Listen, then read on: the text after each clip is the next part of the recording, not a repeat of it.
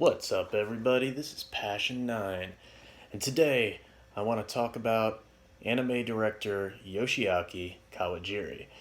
Now, unfortunately, the only one of his works that I actually have available physically and I can just wave around is this Vampire Hunter D Bloodlust. It's good. It's a good movie. All of Kawajiri's movies are good, and you should watch them all because they're all excellent. They are all extremely well animated. You do have to have the stomach for them because they are hyper violent. He is kind of he is the dark, gritty anime director, you know? And I say the because all of his films, from like Wicked City, Ninja Scroll, Cyber City Odo, and again, Bloodlust, of course, he has made some fantastic films. And again, they're all worth watching. They're surprisingly easy to find these days on a lot of streaming services, but I recommend his work specifically to anybody who wants, not just anime, but their entertainment. Dark, gritty, and just full of really badass, cool characters. It is very much. I think what I like about Kawajiri the most as an anime director is that in a lot of ways his films, and most of them are feature length films. He's made a couple of OVAs here and there, but it's mostly movies. So the animation quality is usually really good, but the structure of his movies are kind of they're surprisingly Hollywood. Actually, they're very much 3 act films. They follow that 3 act structure that you expect from, like, I don't know, like Judgment Day, like a good James Cameron movie. You know what I mean? Where everything has that perfect beginning, middle, and end. And the focus is the action. Maybe the characters are memorable and they are, certainly in Kawajiri's movies, like, the characters are awesome. They're great. And they get more than enough development for you to be invested in what's going on. But they feel like they were made for the action rather than the characters and narrative. Action first, and the story is just kind of is there to propel that stuff forward. And I get that from Bloodlust. It's one of my favorite vampire movies, actually, in addition to being a great Kawajiri movie.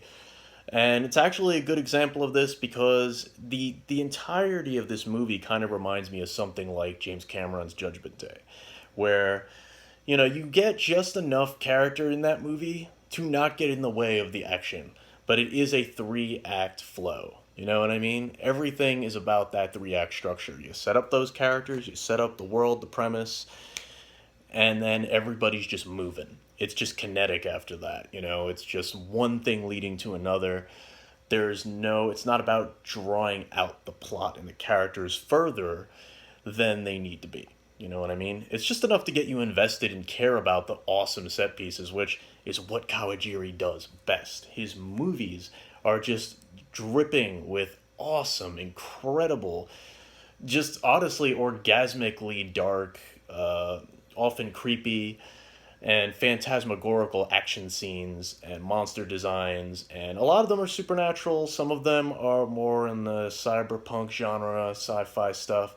But all of his movies have this feel of like these beautiful nightmares. They're just wonderful to watch if you want that. If you have the stomach for it. Again, they are super violent. They are kind of going for like anime at its most gritty. You know what I mean? But the sheer level of detail and beauty put into the animation. His films are always hyper detailed and gorgeous to look at. And the framing, is just fantastic and haunting. And yeah, his movies are awesome.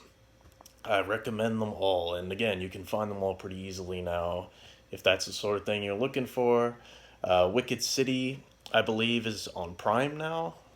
And sadly, I can't find his adaptation of X anywhere, but that's also worth a watch. Yeah, so definitely check out his works. I think he even did a Highlander movie at one point, but that's neither here nor there. The point is, anything Kawajiri has done, you should watch. Ninja Scroll is also really good. It's one of those legendary, like, talked about anime from the 90s. Most of his best work is from the 90s, by the way. He did a couple of things in the late 80s, but it was mostly the 90s. And sadly, he doesn't do that much anymore. He's kind of become an old guard anime directing legend at this point. And you don't really see anything like his works nowadays. You won't find anything like his work nowadays. So, all the more reason to check out his stuff. Anyway, that's Passion 9. You guys take care and live for the passion.